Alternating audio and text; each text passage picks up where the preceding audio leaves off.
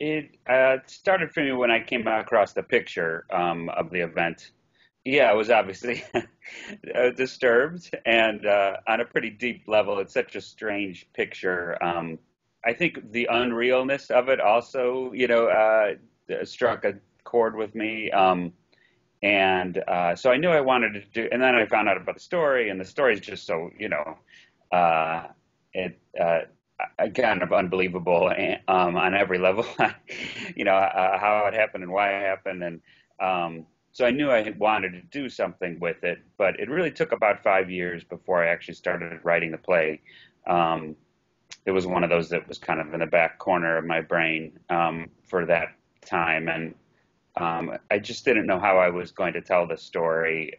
Whenever I thought about like realistic scenes, it wasn't coming together for me. I didn't know who would the characters would be, and I don't know how close they would be to the action, and it just wasn't working. And then I saw a number of docudramas and read them in kind of quick succession, and then I started thinking about that.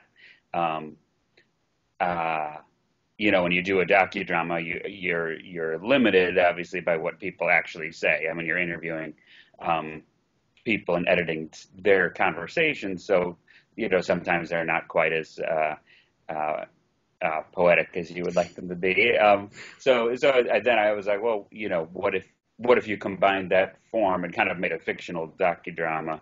Um, and then that once I had that idea, the play started to kind of flow. Definitely, I try to always keep that door open. I think, and sometimes I'll cut it back a little bit, but I try to always keep that comic door open as long as I can, Hmm. at least. I think that is definitely a way that if you can get somebody to laugh, it relaxes them, and I think makes them more receptive to storytelling of any kind. So I feel that it's important in the first 10 minutes to get a few laughs in there if you can, uh, before you then destroy people. I feel like when it works, it enters this kind of interesting space, and I'm not sure what everybody's what an audience member brings to as far as what exactly they're mourning at the end of the show. But I think it kind of I don't know when it works, it enters a kind of other plane of kind of a group mourning that I think can be a cleansing thing, Hmm. or Hmm. whether it's ourselves or what our the potential that we have to go both as people and as a country to go wrong every once in a while and allow something like this to happen, and that's in our nature. I think is a fairly sobering thought, and I do think that there is something exciting as far as it's getting produced. I think I always, I mean, whenever I see the show, I think there's just something exciting uh, for an audience when they see that many people on stage. It's always that first entrance where everybody comes on and like, oh my God, there's a lot of people.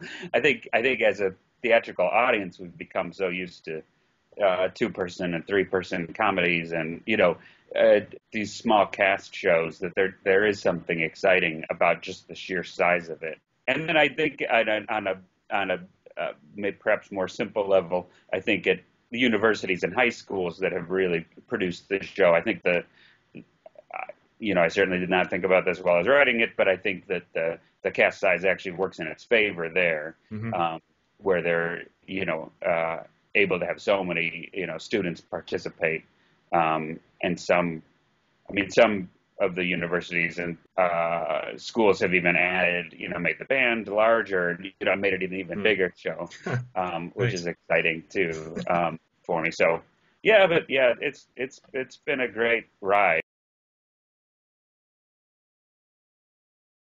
I mean, not as much as I would like, but I've seen. I mean, I've probably seen 8 productions or Hmm.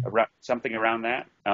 Yeah, and I've seen all kinds of. I mean, I've seen a few professional productions, a few university and a few high schools. So, and it's fun to see because the play is so open as far as how you could stage it, or I mean, it does not have many stage directions intentionally for that reason.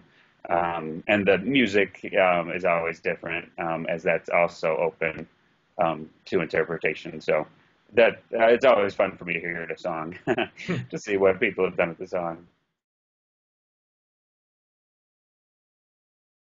I've received some pressure to that extent, and I'm continue to resist. However, I don't know. At some point, I will, I guess, do it. But I'm at the point now where sometimes when a theater is doing my show, I'll follow their Twitter feed, but not on Twitter. So the more I start doing that, the more I'm like, I guess I have to give up at some point and get Right. on there 10 years too later or whatever it is. Yeah, I mean, some people will just email me out of the blue, and then the one thing I do have, although I'm not on Twitter, I did make a kind of Facebook page Hmm. for the show. So that's been nice. So sometimes people post pictures of their show on that. Not as much as I would like, actually. I end up doing most of the posts myself, but basically, I just like seeing the pictures of the other productions, Okay, cool. and I like hearing about them.